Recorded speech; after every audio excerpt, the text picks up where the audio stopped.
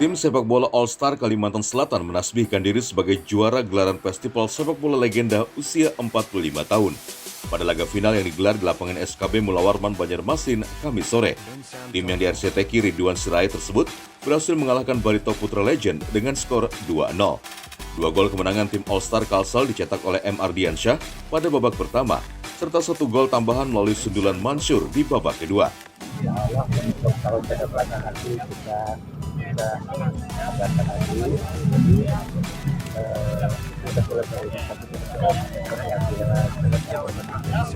ada kesulitan setelah kita jaga kekompakan timnya sampai yang baik.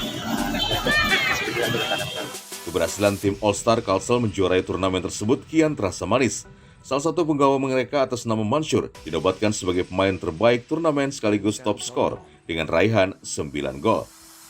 Meski hanya mampu meraih juara 2 pada gelaran tersebut, Kapten Barito Putra Legend Haji Agus Prasetya tetap bersyukur dirinya mengeluhkan lapangan yang basah sehingga aliran bola kerap terhenti dan mempengaruhi permainan Barito Putra Legend.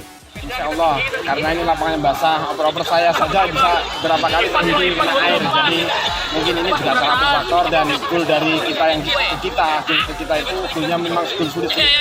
Jadi masuknya bukan masuk sempurna yang biasa, tapi melalui hal-hal yang sulit masuknya, tipis-tipis. Nah Bang, dengan antusias para peserta sendiri, apakah tahun depannya akan mempersiapkan untuk turnamen ini?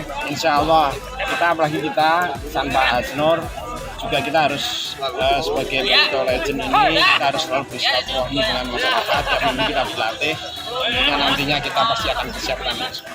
Perhelatan Festival Sepak Bola Usia 45 yang memperebutkan Trofi Gubernur Kalimantan Selatan tahun 2021 ini berlangsung sejak 1 September lalu. Festival ini digelar dalam rangka memeriahkan Hari Jadi Kalimantan Selatan. Dari Banjarmasin, Dirgantara, Kalsel, 1net. bensound.com